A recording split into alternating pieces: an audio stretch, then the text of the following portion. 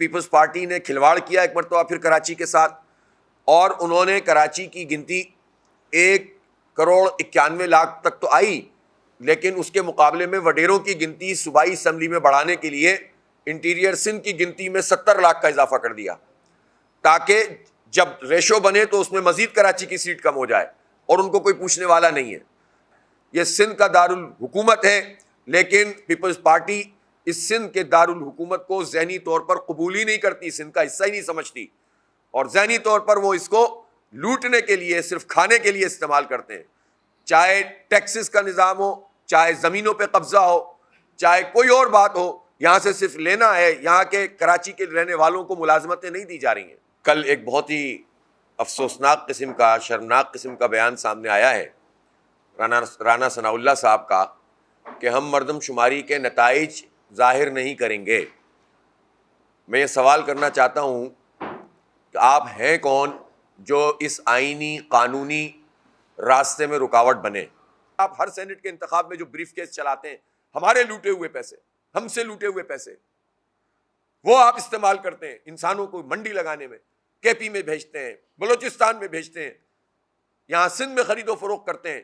ہم جانتے ہیں آپ کو اچھی طرح سے، آپ کے تعارف کی ہمیں ضرورت نہیں ہے کہ سسٹم کے نام سے یہاں کراچی میں کیا نظام کام کر رہا ہے زمینوں پہ قبضے کا، بورڈ آف ریونیو میں، کے ایم سی میں، ایس بی سی اے میں۔ ہم جانتے ہیں کہ آپ کبھی بھی عوام کو بنیادی حق نہیں دینا چاہتے، آپ بلدیاتی الیکشن نہیں کرانا چاہتے تھے۔ آپ نے 2009 سے 2015 تک ایم کیو ایم آپ کی اتحادی تھی اور آپ نے الیکشن نہیں کرایا تھا۔ ہم جانتے ہیں کہ آپ اس مرتبہ بھی 2.5 سال تک آپ نے الیکشن نہیں کرایا تھا، یہ آپ کا تعارف ہے۔ ہم آپ کے تعارف کے لیے اجلاس کی ضرورت نہیں تھی، بجٹ کے لیے اجلاس کی ضرورت تھی۔ ہم جانتے ہیں اس بات کو کہ آپ کا جو ابھی میئر ہے وہ قبضہ میئر ہے۔ ہم جانتے ہیں کہ آپ نے عوام کا مینڈیٹ کھایا ہے، آپ نے 192 کو کم کیا، 173 کو زیادہ کیا۔ آپ نے 9 لاکھ کے مقابلے میں 3 لاکھ کی اقلیتی آدمی کو قبضہ کر کے میئر بنا دیا۔ ہمیں آپ کا تعارف بہت اچھی طرح پتا ہے، اس تعارف کے لیے کسی اجلاس کی ضرورت نہیں تھی۔ آپ یہ کیا کون سا نظام ہے؟ یہ کیسی جمہوریت ہے؟ یا کوئی بادشاہی نظام چل رہا ہے، کوئی ڈکٹیٹر کا نظام چل رہا ہے کہ جب چاہیں گے آپ جو کام کرنا چاہیں گے کر دیں گے؟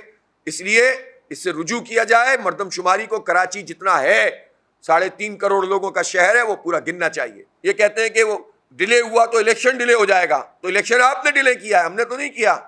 آپ جب چاہتے ہیں ڈیلے کر دیتے ہیں۔ اگر آپ کو الیکشن کرانے کی اتنی جلدی تھی تو پنجاب کا اور کے پی کا الیکشن وقت پہ کیوں نہیں کرایا تھا؟ کرا دیتے نا۔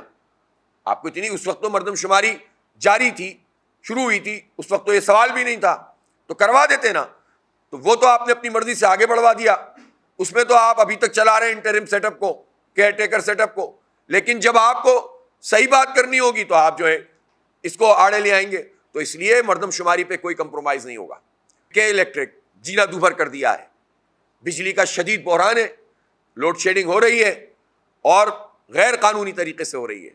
سپریم کورٹ میں بات ہو چکی، نیپرا بار بار اپنا یہ فیصلہ دے چکا کہ لوڈ شیڈنگ نہیں ہونی چاہیے۔ اس کو اس طرح سے کہ کسی علاقے میں اگر کوئی بل ادا نہیں کر رہا تو آپ علاقے کی بجلی بند نہیں کر سکتے۔ لیکن یہ نیپرا کی ان باتوں پر کورٹ میں چلے جاتے ہیں، اور پھر نیپرا اور کے الیکٹرک کی انڈرسٹینڈنگ ہوتی ہے، حکومت ان کے ساتھ کھڑی ہوتی ہے، اور پھر یہ اس اسٹے کو پرولونگ کرتے رہتے ہیں۔ میں عدالتی نظام پر بھی ایک سوال اٹھاتا ہوں کہ بھائی یہ کیسے عدالتی نظام ہے؟ 3.5 کروڑ انسان یہاں پر ان کے جال سازی کا شکار ہیں۔ ان کے کلا بیگ کے 50 ارب روپے انہوں نے واپس نہیں کیے، 662 ارب روپے کے یہ این ٹی ڈی سی کا مقروض ہے ایک پارٹی، ایک پرائیویٹ پارٹی کے الیکٹرک۔ اسی طرح سے یہ پارٹی جو ہے 177 ارب روپے کی سوئی ساؤدرن گیس کی مقروض ہے، بغیر معاہدے کے ان کو گیس مل رہی ہے، ان کو سبسڈی پہ سبسڈی مل رہی ہے۔ لیکن یہ ایک پرائیویٹ کمپنی جس کو مونوپلائز کیا ہوا ہے، یہ کیسی مونوپلی ہے کہ کوئی پوچھنے والا نہیں ہے۔ 1 مہینہ بل ادا نہ کرو، ہماری جو ہے وہ بجلی کاٹ دیتے ہیں، لیکن یہ پیسے ادا نہیں کر رہے برسوں سے، یہ قومی خزانے میں پیسے جمع نہیں کرا رہے، سبسڈی سے ایڈجسٹ کرتے ہیں۔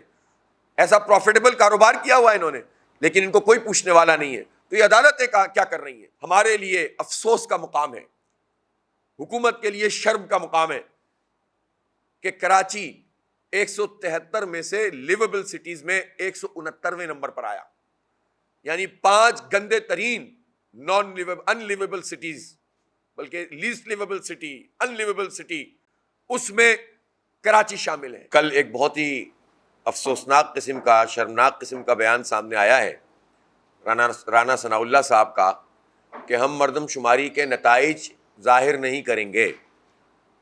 میں یہ سوال کرنا چاہتا ہوں کہ آپ ہیں کون جو اس آئینی قانونی راستے میں رکاوٹ بنے؟ مردم شماری اس قوم کا حق ہے, اور خاص طور پر شہر کراچی کے ساتھ جو زیادتی ہوئی 2017 میں اور ایک جعلی قسم کی مردم شماری کی گئی تھی, اس کی منظوری ہونی ہی نہیں چاہیے تھی اور اس کو ریڈو ہونا چاہیے تھا, دوبارہ کرنی چاہیے تھی منظور کیے بغیر. لیکن پچھلی گورنمنٹ نے اس کو منظور کیا اور نئی مردم شماری 32-33 ارب روپے سے کروائی گئی ہے. اور جب اس میں نشاندہی کی گئی ہے تو خود پاکستان بیورو آف اسٹیٹسٹکس نے یہ بتایا کہ 38,000 ہائی رائز بلڈنگز میں سے اکثریت میں یہ عمل مکمل نہیں ہوا, ایک ایک 2-2 فلور پہ لوگ گئے.